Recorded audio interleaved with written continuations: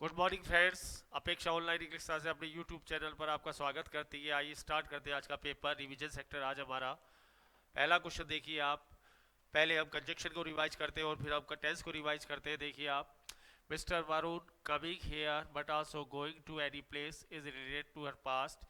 किसी भी क्वेश्चन में यदि नॉट ओनली बट आल्सो आ जाए तो आपको ध्यान रखना है जो चीज़ बट आल्सो के पास होती है वही नॉट ओनली के पास होनी चाहिए, बराबर होना चाहिए, इक्वल होना चाहिए।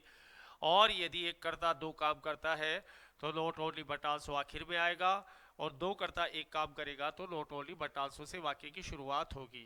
तो यहाँ पर बराबर करने के लिए आपके पास जो स्टॉप्ड है वो एक ही है, तो आप स्टॉप्ड को बाहर रखेंगे। उसके बाद नॉट ओनली आएगा, बी आंसर आएगा, और जो आपका रिलेटिव प्रोनाउन है वो विच आएगा, क्योंकि जगह की बात हो रही है। तो आपका जो रिलेटिव प्रोनाउन है वो विच आएगा, प्लेस की बात हो रही है। स्टॉप्ड आया बाहर। अब आपका सेंटेंस बराबर हो गया। नॉट ओनली के बाद कमिंग आ गया और बटासो के बाद गोइंग हो गया, दोनों बराबर हो गए। तो एग्जाम में नॉट ओनली बटासो की ग्रामर को इस तरीके से देखना है। सेकेंड नंबर पर आइए। The teacher said to the students blank space the notes as many times as possible lest you fail. Lest की ग्रामर आ गई तो वहां पर केवल शुड आएगा। शुड आएगा तो लेस्ट आएगा, और लेस्ट आएगा तो शुड आएगा, पहली बात। तो यहाँ पर आपको लेस्ट की ग्रामर देखनी है, तो लेस्ट की ग्रामर भी याद रखना है। लेस्ट आएगा तो शुड आएगा, और शुड आएगा तो लेस्ट आएगा, पहली बात। और फ्रेजल वर्ब आएगी गो थ्रू। ये आ सकती है फ्रेजल वर्ब। गो थ्रू का मतलब होता है अच्छे से पढ़ लेना, अच्छे से देख लेना। जैसे आप अपने नोट्स को गो थ्रो करोगे, और लेस्ट की आते ही आपको शुड के पास जाना है, और शुड देकर यदि उल्टा पूछे तो लेस्ट के पास आना है। बस इन दो चीजों को कोरिलेट करना है, तीसरी कोई चीज हमें नहीं देखनी। नेक्स्ट आइए। Have I tried my best to defend my friends blank space are all after all guilty to some extent. अब यहाँ पर आज एक नया रूल आ रहा है, इसको थोड़ा इंपॉर्टेंट कर लेना। कंजक्शन से कवर हो रहा है, आपको ये प्रेजेंटेशन याद रखना है। सेल्डम और इफ एवर आता है बस। सेल्डम का मतलब कभी कभार, ही इफ एवर का मतलब हमेशा। सेल्डम के बाद इफ एवर आता है, आपको ये याद रखना, और कोई थ्योरी याद नहीं रखनी है। सेल्डम के बाद भरवाने के लिए आपको चार चीज देगा, इफ एवर, एवर और फालतू की दो चीज और। सेल्डम के बाद और आकर इफ एवर आएगा, और रिलेटिव प्रोनाउन यहाँ पर हु आएगा, क्योंकि कर्ता का काम करवाना है। तो सेल्डम और इफ एवर आएगा, और उसके बाद हु आएगा। ये नया रूल है, सेल्डम के बाद इफ एवर ही आएगा, एवर या कुछ और नहीं आएगा, सपोजिंग कुछ नहीं आएगा। सेल्डम के बाद इफ एवर, बस इतनी सी कहानी याद रखनी है, और रिलेटिव प्रोनाउन हु, और आंसर नंबर बी। नेक्स्ट आइए। नो बड़ी blank space you blank space declare responsible for the loss of kind of articles. फिर एक शानदार रूल। एल्स के बाद बट आता है, एल्स बट याद रखना है आपको। लिखने में एल्स देन आसानी रखती है, एल्स बट का मतलब होता है के अलावा। एस के साथ बट आएगा, बस इतना सा याद रखना है, एस बट याद रखना है पहला। अब यहाँ पर जो है मॉडल क्या आएगा, मॉडल माइट भी आएगा, क्योंकि आगे वर्ब की थर्ड फॉर्म है, और पैसिव में मॉडल को ले जाना है, तो माइट भी आपकी हल्की संभावना के लिए जो भी है, लेकिन और कोई मॉडल तो आएगा नहीं, माइट भी आएगा। और काइंड आते ही ध्यान रखना है, काइंड के लेफ्ट में काइंड आ जाए, या सोर्ट आ जाए, या टाइप आ जाए। ये यदि आ जाए तो इसके लेफ्ट में कभी दीज और दोज नहीं आएगा, दीज और दोज नहीं आएगा, या तो दिस आएगा या दैट आएगा, बस इतनी सी याद रखनी है। और इसके लेफ्ट साइड में क्या नहीं आएगा, कभी भी आर्टिकल नहीं आएगा। तो काइंड कभी भी आ जाए तो लेफ्ट साइड में दीज और दोज नहीं आएगा, और राइट साइड में आर्टिकल नहीं आएगा। आपने अपने कीवर्ड सर्च करने हैं, कीवर्ड क्या कहता है, तो B is the right answer. मैं आज कंजक्शन की ग्रामर रोटेट करवा देता हूँ। Because he has been ill for a month he does not come to office. क्या आएगा देखते हैं। कब ऑफिस के पहले द आएगा, ठीक है। अब यहाँ पर विकोज आ गया, यहाँ पर विकोज आ गया, तो यहाँ पर जीरो कंजक्शन आएगा, कोई भी कंजक्शन नहीं आएगा। ये कितने शब्दों के साथ लागू होगा, यदि वाक्य की शुरुआत सिंस, एज और विकोज से हो जाए। फिर ध्यान से सुन लेना, यदि वाक्य की शुरुआत सिंस, एज और विकोज से हो जाए तो उसके आगे कोई कंजक्शन नहीं आएगा, इसलिए को दिखाने वाला कोई शब्द नहीं आएगा, या कोई भी कंजक्शन नहीं आएगा। आपको तो ये लाइन याद रखनी है बस। यदि वाक्य की शुरुआत सेल्स एज और बिकॉज से हो जाए तो आगे कोई कंजक्शन नहीं आएगा, इसलिए जीरो कंजक्शन और देयर इज द आर्टिकल। आज मैं ग्रामर को समराइज करने की कोशिश कर रहा हूं आखिरी मोड़ पर। Hardly out of the bus the bomb exploded and shatter the bus into pieces. तो किसी भी वाक्य की शुरुआत हार्डली, नेवर, स्कार्सली और सेल्डम यानी शॉर्ट फॉर्म में याद रखना है हमारी एनएसएस से हो जाए।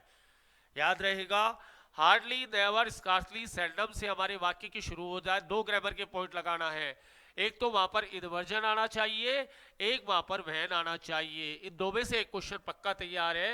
वहन आ गया, इन्वर्जन का मतलब जो भी सेंटेंस में जो भी टेंस में आप अपनी बात कहना चाहते हैं उसकी हेल्पिंग वर्ब को आप पहले रख देंगे, ये आपका इन्वर्जन कहलाता है। तो यहाँ पर आपका आंसर हो जाएगा हैड, क्योंकि कंजक्शन वहन आएगा, हैड ही कम आएगा, इसको इन्वर्जन कहते हैं, इसका ध्यान रखना है। तो हार्डली हमारी एनएसएस, हार्डली, नेवर, सेल्डम और स्कार्सली से वाक्य शुरू हो जाए, दो चीजों पे ध्यान रखना है, क्या इन्वर्जन आ रहा है, क्या इन्वर्जन को देखना है, वो सही है तो कंजक्शन वहन के पास जाना है। इसके अलावा दुनिया का कोई ताकत यहां अपने क्वेश्चन बनाने में असफल है। This is not such major problem can not be solved with effort. यदि सच वाक्य में आ जाए तो वहां पर दैट ही आएगा। दिस इज नॉट सच, सच के बाद ए आएगा, उसके बाद दैट आएगा। यहां पर आपको विच भी भरवाने की कोशिश करेगा, विच भी सही लगता है पर दैट के बाद सच के बाद दैट आता है, विच नहीं आता। Can not be solved with effort. Effort क्या है, अनकाउंटेबल नाउन है, अनकाउंटेबल नाउन के साथ थोड़े एफर्ट तो करने ही पड़ेंगे ना, अ लिटिल आएगा, अ लिटिल आएगा, यानी थोड़े एफर्ट तो करने ही पड़ेंगे। लिटिल का मतलब न के बराबर, द लिटिल नुकसान के बाद आता है, ए लिटिल यहाँ पर सेट होगा तो ए आ गया, फिर आपका दैट आ गया और फिर ए लिटिल आ गया। सी इज द राइट आंसर। याद रहेगा, सच के बाद दैट आएगा, विच या कुछ नहीं आएगा। नेक्स्ट क्वेश्चन पर आइए। No sooner out any solution to the problem blank space another problem. No sooner से वाक्य की शुरुआत हो जाए तो 2 पॉइंट, इन्वर्जन आएगा, इन्वर्जन आएगा और कंजक्शन देन आएगा, बस इस कहानी के अलावा कहीं जाना ही नहीं है। नो सूदर से यदि आपका वाक्य शुरू हो गया, इन्वर्जन आना चाहिए और देन आना चाहिए, दो में से एक जगह क्वेश्चन बना सकता है वो। इन्वर्जन का मतलब हेल्पिंग वर्ब पहले और कंजक्शन हमारा देन। हेल्पिंग वर्ब पहले आएगी, वो कोई से भी टेंस की हो सकती है। यहाँ पर इसे पास्ट इंडेफिनिट पे इन्वर्जन बनाया है, बनाने दो। डिड ही फाइंड आ गया और कंजक्शन देन आ गया। यदि आपका ग्रामर कंसेप्ट क्लियर है, साउंड है, तो दुनिया की कोई ताकत आपको 75 आउट ऑफ 75 करने से नहीं रोक सकती। It's my written challenge. Next आइए। He had lots of money blank space start a factory. बहुत अच्छा क्वेश्चन। यदि आपका डेयर आ जाए क्वेश्चन में तो याद रखना है डेयर के बाद टू नहीं आएगा और कभी एस नहीं आएगा, क्योंकि डेयर यहाँ पर मॉडल का काम कर रहा है और मॉडल में ही क्वेश्चन बनाएगा। वो क्वेश्चन 100% मॉडल में ही बनाएगा, ये बात बिल्कुल सही है। He had lot of money, अब आपको कंजक्शन बट आ गया, लेकिन वो हिम्मत नहीं करता है फैक्ट्री शुरू करने की, बट आ गया। कंजक्शन पर आइए। खाली देखो ही आ रहा है फिर भी डेयर आएगा, नॉट आएगा, ये भरना है, ना एस आएगा ना टू आएगा। दिमाग में प्रिंट कर लेना, ही के साथ भी V1 आ रही है। ग्रामर का सबसे टर्निंग पॉइंट वाला रूल है, ही के साथ तो एस आना चाहिए पर वर्ब भी नहीं है ना। ये कैसे पता चला वर्ब नहीं है, क्योंकि नोट लगा रखा है, यानी मॉडल के रूप में कॉल कर रहा है इसको, तो मॉडल के रूप में आप कॉल करवाओ, अब क्यों दादागिरी करें। तो यहाँ पर आपका बट आएगा और डेयर नॉट आएगा। याद रहेगी डेयर की ग्रामर, शॉर्ट फॉर्म में लिखा है, इसका मतलब दुश्मनी है, इसका मतलब दुश्मनी है। डेयर के साथ, डेयर की ऐसे मॉडल टू और एस के साथ कट्टर दुश्मनी है। वो या तो आपसे एस वर्बा की गलती करवाएगा या टू वर्बा की गलती करवाएगा, पक्का क्वेश्चन कंफर्म है। नेक्स्ट आइए।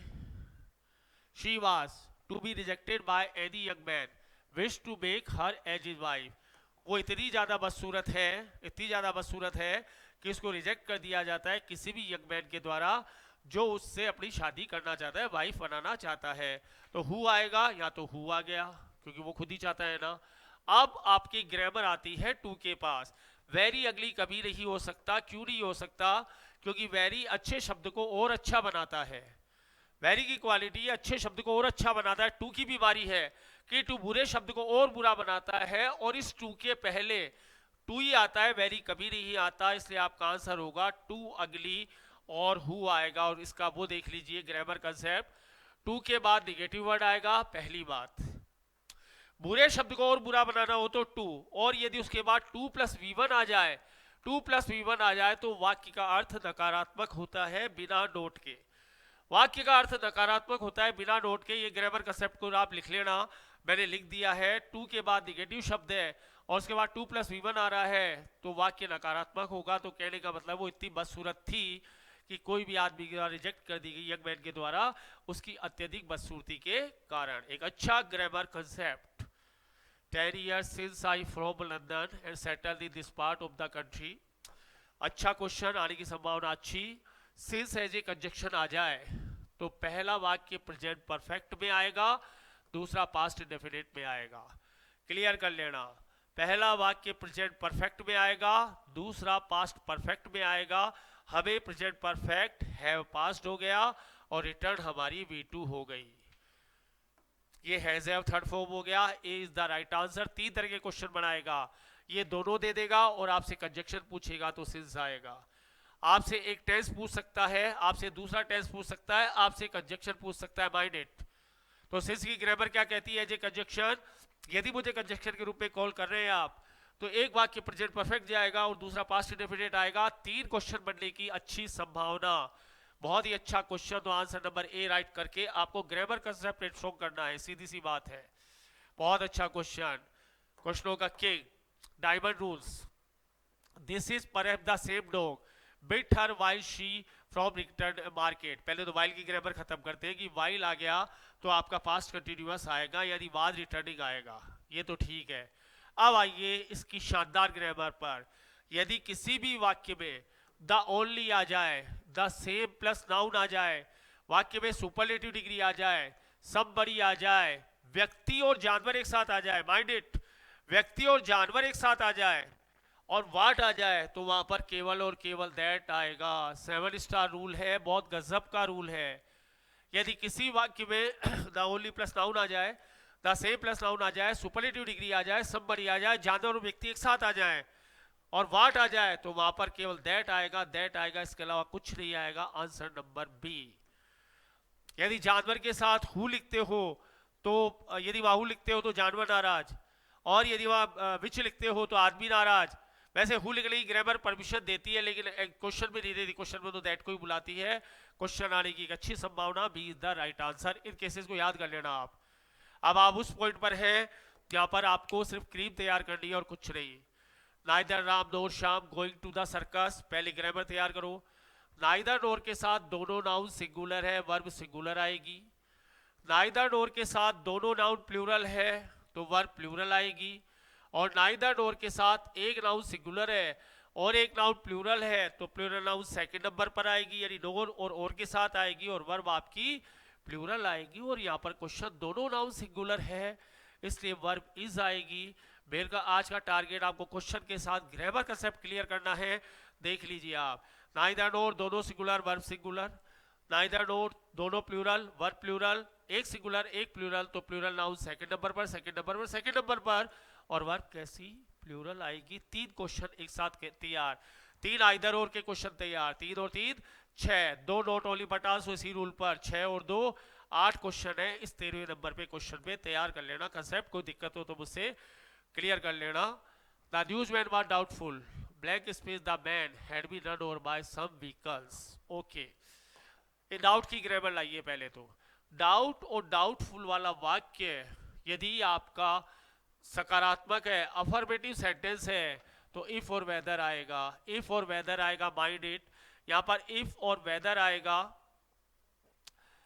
यहां पर इफ और वेदर आएगा। और यदि आपका वाक्य निगेटिव और प्रश्नवाचक है तो छठी क्लास में जाना है, सब दैट भरेंगे, हम भी दैट भरेंगे। यहाँ पे क्वेश्चन नहीं बनाता वो, क्योंकि तुक्का भी मारेंगे तो दैट आना है तो क्वेश्चन क्यों बनाए। क्वेश्चन है यहाँ पर अफर्मेटिव सेंटेंस है, इफ और वेदर यदि आपका है कब आएगा, जब वाक्य आपका सकारात्मक है। तो यहाँ पर आपका जिसे कहते हैं डाउटफुल, इफ और वेदर में से को एक भरेंगे। The man who had been run over by some vehicle, जिसको कुचल दिया गया था, यहाँ पर इफ आएगा और आपका हु आएगा। सी इज द राइट आंसर। इस ग्रामर को अच्छा सा तैयार कर लेना। क्वेश्चन बाहर नहीं जाने दूंगा मैं, ये मेरा चैलेंज है। Since Black Space Diwali is fast approaching, my teenager has bought many firecrackers. पहले तो since आ गया, since आ गया तो वहां पर आपका पहले तो दिवाली पर आओ, त्योहारों के नाम से पहले कोई आर्टिकल नहीं आता है। पहला क्वेश्चन जीरो आर्टिकल, त्योहारों के नाम से पहले आर्टिकल नहीं आएगा, जीरो आर्टिकल। सिंस आ गया तो पीछे वाली ग्रामर जीरो कंजक्शन हो गया दो। अब आ जाइए, यदि शब्द आ रहे हैं तो वहां पर लाइक आएगा, और यदि पूरा सेंटेंस आ रहा है तो वहां पर एज आएगा। क्लियर एकदम। त्योहारों के नाम से पहले zero article, zero conjunction since के कारण। शब्द आ रहे हैं क्रैकर, रॉकेट इत्यादि, तो लाइक आएगा। पूरा सेंटेंस आता तो एज आएगा। तो answer number D is the right answer. Clear एकदम। आइए मूव करते हैं टेंस पार्ट की तरफ। If I in this shoes he die of Shem.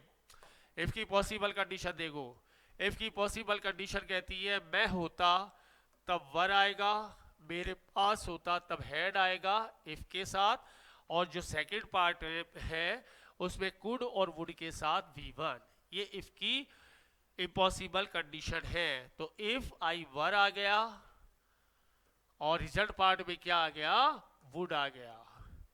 ये थी इफ की इम्पॉसिबल कंडीशन पर आधारित रूल। मैं होता तब वर, यदि मैं पक्षी होता तो वर, मेरे पास पंख होते तो हेड, सेकंड पार्ट में कोई भी असर नहीं पड़ेगा। If Manali blank space hard she goat the job she desired. If की इम्प्रोबेबल कंडीशन पर क्वेश्चन, इफ आएगा उसके बाद हेड प्लस V3 आएगा इफ के साथ, और जो दूसरा पार्ट है उसमें कुड हैव और वुड हैव के साथ V3 आएगा। इससे भी यहाँ भी क्वेश्चन बना सकता है, यहाँ भी क्वेश्चन बना सकता है, और हेड को पहले देके भी क्वेश्चन बना सकता है, कोई फर्क नहीं पड़ेगा। आपको अपना रूल याद रखना है, पहले में हेड हार्ड वर्क आ गया, दूसरे में वुड हैव या कुड हैव गॉट आ गया। याद रहेगा रूल, इफ के साथ head plus V3, result part में कुड हैव या would have V3। Grammar concept sound होना चाहिए, क्वेश्चन को रटने से कुछ नहीं होगा। ये इफ की पॉसिबल कंडीशन पर आधारित है। यदि तुम जहर खाओगे तो मर जाओगे, बोलोगे दोनों में फ्यूचर, लेकिन इफ के साथ प्रेजेंट टेंस आएगा, प्रेजेंट टेंस आएगा, V1 या V5 आएगा, और दूसरे में विल आएगा। ये आगे पीछे कर देगा, ये इसकी मर्जी है, कोई जरूरी नहीं आप चैलेंज करोगे साहब ऐसे क्यों किया। तो पहले में यहाँ पर विल आएगा क्योंकि इफ नहीं है, और दूसरे में यू कब आएगा। बोलोगे फ्यूचर, लिखोगे प्रेजेंट, माइंड इट। बोलोगे फ्यूचर, लिखोगे प्रेजेंट। इफ की तीनों कंडीशन पर मैंने आपको क्वेश्चन करा दिया। आंसर नंबर आ गया ए, विल और कम। आइए, ही ए लेटर यट। वाक्य में यदि यट आ जाए, जस्ट आ जाए, सो फार यानी अब तक आ जाए, ऑलरेडी का मतलब पहले से ही आ जाए, ये 4-5 शब्द आ जाए, 4-5 बारात ही आ जाए, तो वहां पर आपका प्रेजेंट परफेक्ट ही आएगा और कुछ नहीं आएगा। हैज हैव के साथ वर्ब की थर्ड फॉर्म आएगी। केवल यट एक ऐसा है जो प्रेजेंट परफेक्ट निगेटिव लेता है, लेकिन आएगा रूप नंबर थर्ड, निगेटिव लेता है, उसकी मजबूरी है, इसलिए ए इज द राइट आंसर। 5 शब्दों को रोटेट कर दीजिए, यट, जस्ट, सो फार और ऑलरेडी, ये शब्द आ जाए तो रूप नंबर थर्ड। प्रेजेंट परफेक्ट के अलावा you have no alternate. Mind it clear. आगे चलते हैं। By this time tomorrow, I hope. By this time वाक्य में आ जाए, बाय द नेक्स्ट ईयर आ जाए, बाय द नेक्स्ट मंथ आ जाए, बाय द नेक्स्ट टाइम आ जाए, तो वहां पर फ्यूचर परफेक्ट ही आएगा, रूप नंबर 11 आएगा, इसके अलावा कुछ नहीं आएगा। विल हैव के साथ वर्ब की थर्ड फॉर्म आएगी। अगले समय तक, अगले साल तक, अगले महीने तक, अगले तक कुछ भी, फ्यूचर परफेक्ट, रूप number 11 will have reached is the right answer. यदि ग्रामर पॉइंट टिप्स पर है आपके 75 पॉइंट, 75 मेरे से रिटर्न लिखवा लो आप, अश्योरेंस करवा लो आप, मैं स्टैम्प पेपर साइन करने को तैयार हूं। महात्मा गांधी 1948, सेंटेंस को मत देखो, ग्रामर पाओ। किसी वाक्य में एगो आ गया, इट इज टाइम आ गया, यस्टरडे आ गया, लास्ट नाइट या पास्ट की कोई स्टैंडर्ड घटना आ गई, इन 5 केस में से कोई भी वाक्य में आ गया तो वहां पर केवल V2 आएगा, रूप नंबर 5 आएगा, पास्ट इंडेफिनिट आएगा, इसके अलावा कुछ नहीं आएगा। दी गई घटना पास्ट की स्टैंडर्ड घटना है, तो डाइड के अलावा आपके पास कोई ऑप्शन नहीं है, यहाँ पर डाइड आएगा। रूल फॉलो करो, क्वेश्चन करने से पहले ग्रामर के पास जाना, बिना ग्रामर के पास गए कोई क्वेश्चन मत करना, नहीं छोड़ देना, मेरी राय है।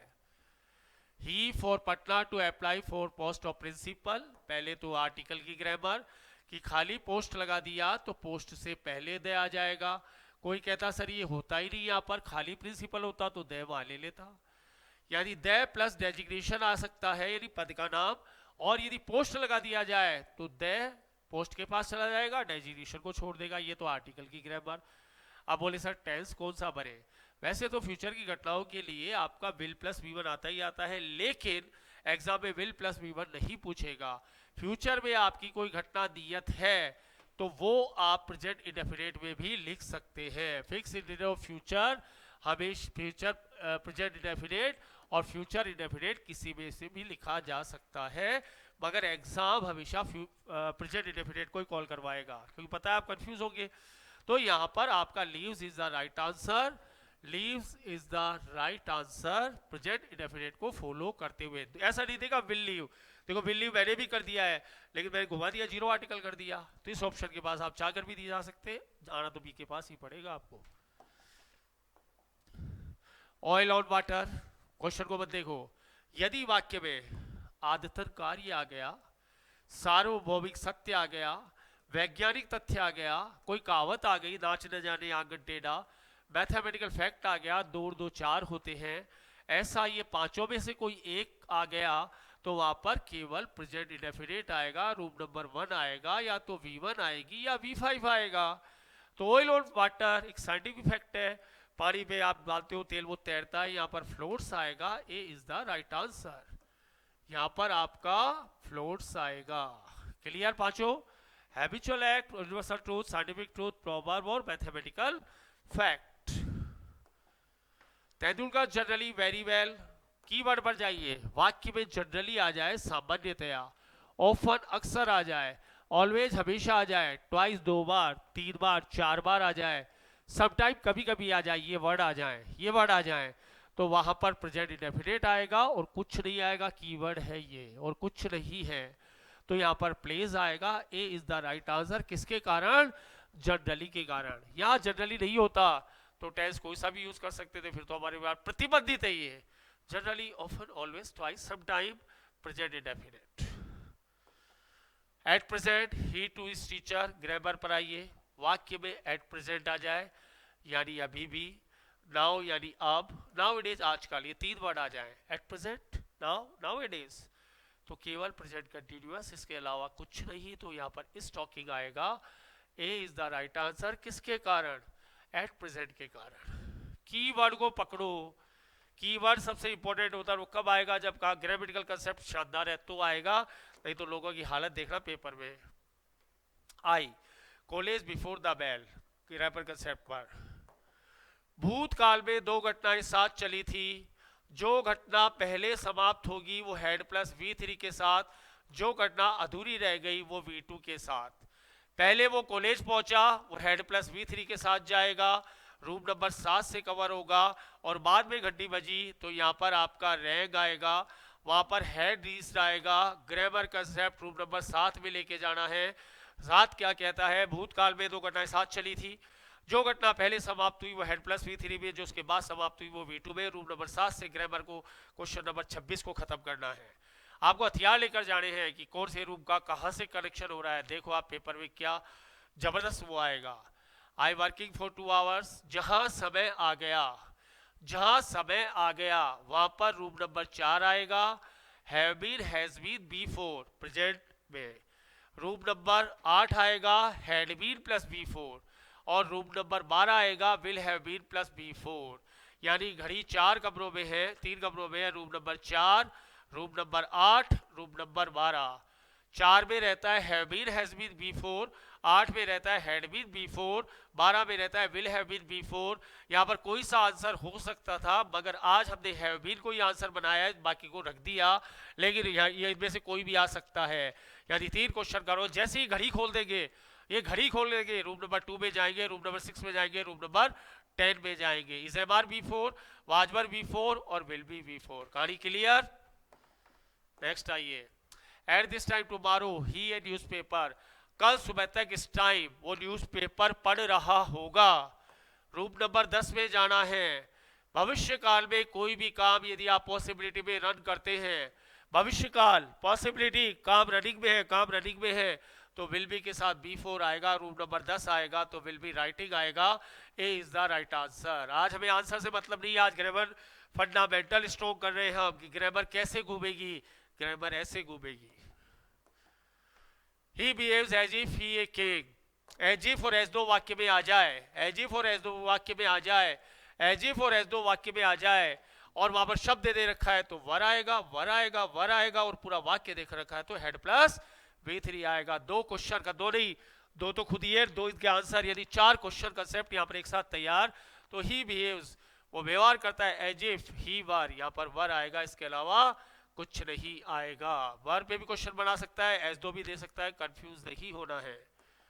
और next, while I was writing this book my daughter, while यदि वाक्य में आ गया तो सामान्यतया दोनों वाक्य पास्ट कंटिन्यूअस में होते हैं, रूम नंबर 6, रूम नंबर 6 से कवर होते हैं सामान्यतया। फिर आप सेंटेंस का वो देख लेना, कहना क्या चाहता है। और वह आ जाए तो एक वाक्य पास्ट इंडेफिनिट में और दूसरा पास्ट कंटिन्यूअस में, यदि 5 और 6 का कॉम्बिनेशन होता है सामान्यतया। हो सकता है 5 भी आ जाए, लेकिन देता नहीं है वो। जनरली पूछेगा तो आपसे ऐसे ही पूछेगा कि ये दे देगा तो ये पूछेगा, ये दे देगा तो ये पूछेगा, या दोनों देकर। हो सकता है कंजक्शन पूछ ले आपसे, उसका दिमाग ऐसे भी घूम सकता है। बोलो वैन और वाइल भरो, आपको पूरी दिमाग लगाना, पूरा ग्रामर कंसेप्ट लगाना है। तो यहाँ पर क्या कह रहा है, while I was writing this book my daughter was weeping, मेरी जो वो है वो सो रही थी। दोनों आपका पास्ट कंटिन्यूअस में हो सकता है, ये नहीं देता आपको और आपको दोनों सेंटेंस दे देता, तो आपको कंजक्शन वाइल बढ़ना है, ग्रामर कंसेप्ट यह डिफरेंशिएट करना है। लेकिन उसके बावजूद भी आपको सेंटेंस को गहराई से पढ़ना है कि कहीं और कोई उपचुक काम तो नहीं दे रखा है। आपको क्वेश्चन को बहुत अच्छे से पढ़ना है। ये हमारे 30 क्वेश्चन थे जिसमें हमने कवर किया आज टेंस को और हमारे कंजक्शन को रिवाइज किया है। कल अपन रिवाइज करेंगे हमारे एडजेक्टिव को और मॉडल्स को। बिल्कुल तैयार, बिल्कुल ग्रामर कंसेप्ट बिल्कुल साउंड करना है, सही गलत की परवाह नहीं करते। इसी के साथ विदा लेते हैं और मिलते हैं आपके साथ कल इसी प्लेटफॉर्म पर नए क्विज के साथ। Thank you very much.